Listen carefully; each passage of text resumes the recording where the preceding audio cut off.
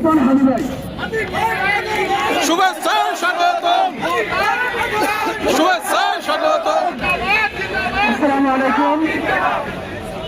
দেখে একটু মানে কোনো ধরনের ভূমিকা ছাড়া দিতে শুধু এটুকুন বলি যে আমার আব্বা তো ইন্তেকাল করেছেন, সার্ভিসে থাকা অবস্থায় শিক্ষক ছিলেন। আমরা যখন বুঝতে শিখেছি তখন থেকে গল্প শুনতাম যে এইবার শিক্ষকদের কোনো কষ্ট থাকবে না, কারণ শিক্ষকদেরকে জাতীয়করণ করে দেওয়া হচ্ছে। এই গল্প শুনতে শুনতে আমরা বড় হয়েছি এবং আমাদের কিছু চুল সাদা হইতেছে। আর আমাদের সময় যে শিক্ষকরা ইয়াং ছিলেন তাদের রিটায়ারমেন্টের সময় হয়ে গেছে। এরপরও যে ভয়াবহ কথা অনেকে বলে না, যে এই সামান্য বেতনে চাকরি করার পর প্রত্যেক শিক্ষকের জীবনে একটু অত্যন্ত আশা থাকে যে সে এই টাকাটা নিয়ে তখন একটু হজ বা উমরায় যাবে। সেই নিজের টাকা, এটা সরকারের টাকা না, যে এটা তার বেতন থেকে কাইটে রাখা হয়েছে, সেই পেনশন পাওয়ার জন্য 5 বছর 6 বছর 7 বছর পর্যন্ত তাদের জ্ঞান পেয়েছে। আরো আফসোস হইল এই যে তাদের কল্যাণ ট্রাস্টে যে টাকাটা থাকে এবং তার নামে যে টাকাটা, সেই সামান্য টাকাটা পাওয়ার জন্য বিরাট অঙ্কের আবার ঘুষ দেওয়া লাগে।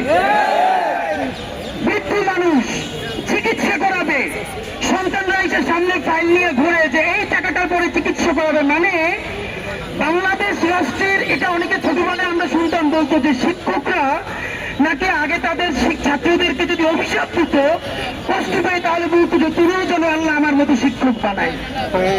আপনি ভাবেন, এই বাংলাদেশের এমন কোন রাজনৈতিক দল নাই, আপনি আমাদেরকে সচিবদেরকে বড় বড় প্রোগ্রামে নিয়ে যাবেন, ইউনিভার্সিটি থেকে স্কুল পর্যন্ত সবাই বলবে শিক্ষাই জাতির মেরুদণ্ড এবং শিক্ষকরাই হইল জাতি গড়বার কারিগর।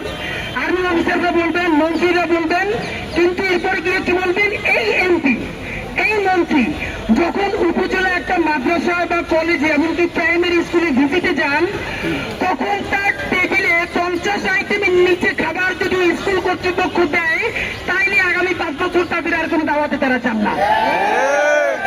এই জন্য আমার গ্রামার জানার দরকার নেই, এগুলো এই সাফারিংসের মধ্যে দিয়ে আমরা বড় হচ্ছি, আমরা দেখতে দেখতে বড় হচ্ছি। আপনাদেরকে শুধু একটা কথা জানাই, যখন বিএনপি জামাত জোট ক্ষমতায় 1 থেকে 6, তখন বিরাট আন্দোলন হয়েছিল জাতীয়করণের জন্য। সাইফুর রহমান খান, আমরা ওনাকে জান্নাতুল ফেরদাউস নসিব করুন, উনি অর্থ এবং পরিকল্পনা মন্ত্রী ছিল। তো চাপ সত্ত্বেও তিনি বললেন যে এটা কোনোভাবেই সম্ভব না, তাহলে নাকি এটা রাজকোষ খালি হয়ে যাবে। এরপর সবাই আসলো। আমি একটা কথা বলি, এই যে কয়েক মাস আগে আপনারা সচিবালয়ের সামনে আন্দোলন করলেন, আমরা সবাই সেটার সাথে ছিলাম। আমাদের তরফ থেকে যত ইনপুট দেওয়া দরকার